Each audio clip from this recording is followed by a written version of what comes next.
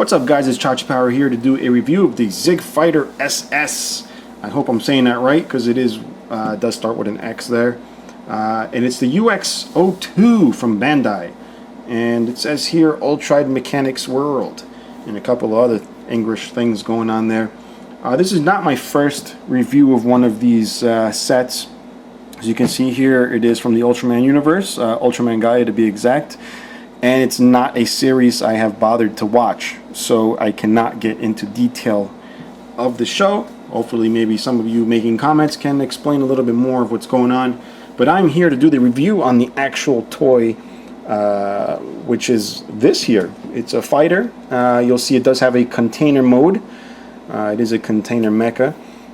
So you get all the little different gimmicks here, the actual figure here, and the different views. And you'll see up here maybe that it has a stand. Now as a kid I would buy Takatoku toys and they would show weathered vehicles on their boxes, and when you open them they weren't weathered at all. They were just regular molded plastic and die cast. The good thing about these is they look exactly like they do on a box, which is a big plus, and which is why these things were a little bit pricey when they first came out. But guess what? I was able to pick this up on clearance, guys, and they are no longer in clearance anywhere, but you may have better results searching. So here, if we take a look up here, it's obviously got the flap, which shows the flight mode, container mode, and all the specs. And then here's the actual jet fighter here, the XIG Fighter. All right, what does it say here? It says expanded Interceptive Guardians. But enough about the box, guys. I know you guys want to check it out, so we're going to go ahead and open it, show you jet mode, and show you container mode. So let me go ahead and open this. Alright, so you got your typical clamshell plastic tray going on. We'll pop this guy up. Notice, during shipping, let me move this up. I don't have a camera guy here, except me, so I got to do it myself. You'll see there's a missing portion. It's not missing, it's actually just sunken in, which is part of the transformation. We're going to go ahead and see if I can get this thing out. Forgot how to do it actually, but we'll pull the nose out. There we go. And you'll see it's got little plastic pieces which technically you're supposed to remove. I don't want to remove them because I believe they're there not only for shipping but to keep the sides from scratching when you go to push it inside. So I'm going to leave those there, but just so you can see what it looks like without the plastic. Alright. And like I said, the figure itself, or the vehicle, not figure, has all the weathering going on, so it looks just like the package. And I gotta say, this does feel like a high quality item. It's very well made. The details are very incredible. Obviously the airbrush pieces are airbrushed by hand, so there's you know, the hand kind of finished feel to it, and it does a good job of looking dirty and used. Alright, so take a look at it from all around here, and got the nice little red detail. You got the boosters in the back, you got the nice Tempo printing logo there. You can actually see the pilot right through the window there, so the details are very nice. And of course this is diecast. This is one of the reasons why it's pricey, and it's basically just the center here. Alright, just this section here where this goes into. Very, very happy with the quality of this, and it's got a lot of detail. Like I said, we're gonna go ahead and show you guys the landing gear. Kind of have to have a little bit of nail going on there, which I don't, but I just so happen to be able to open it. And you do got to be careful. This is like little pieces going on. It's kind of hard sometimes to open it without force, but you have to be careful. And we get the landing gear there. Try and get a little bit of my nail in there, and it's a little painful really. Oh, there we go. And the landing gear is also die cast. Let's see what else opens. This opens up here, and I believe this is for this little weapon here. I believe it just attaches right to the inside, just like that, right, like he's about to shoot a missile. We'll go right back here and open up the rest of the landing gear here. So as you can see, it comes right out, and then it unfolds to the sides. I don't know how to explain it, guys. It's just really awesome, the amount of detail. And I paid around $8 for this, but they go around, I guess now, when they're not on clearance, they're about $50-$60, maybe even more. So you just gotta keep your eye out for these things. And then you'll see this splits here, which I'm going to get to in just a moment. But just examine the rest of this. It's just beautiful. Landing gear is awesome. The wheels actually do roll, which is another big plus.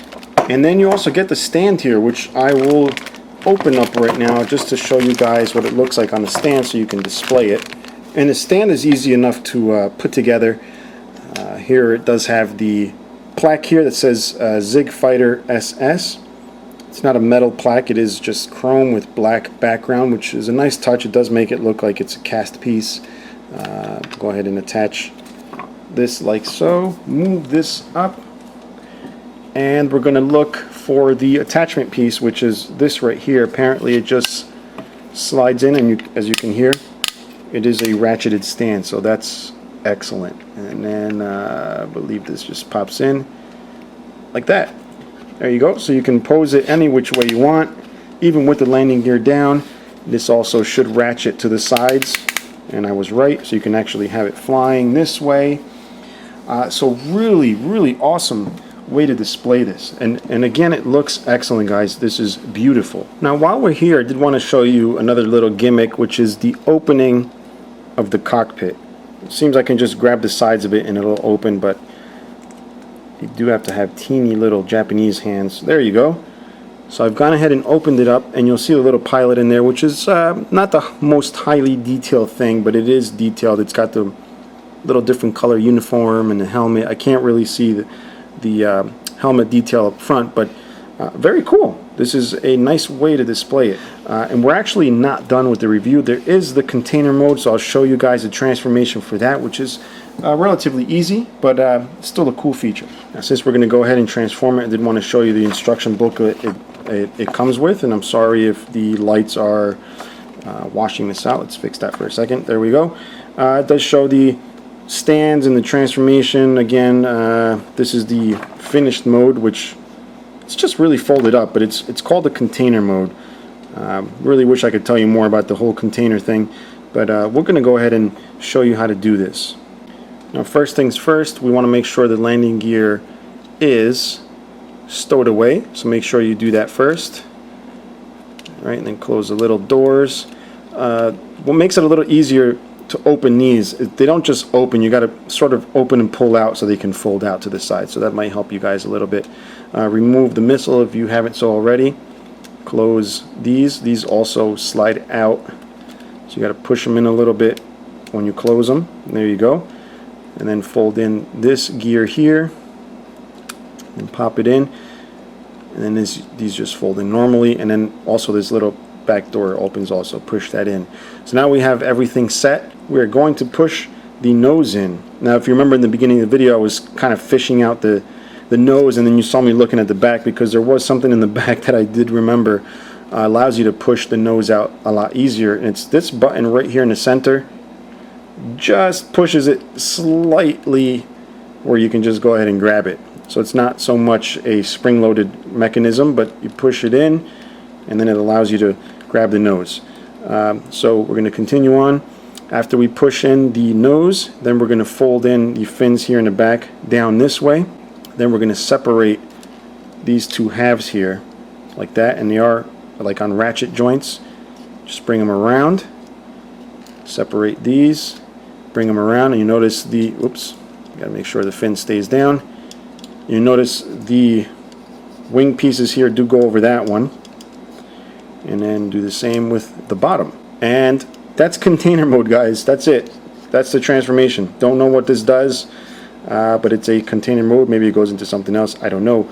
You Ultraman Gaia fans will please leave comments below, since the only Ultraman I've watched is the really old one.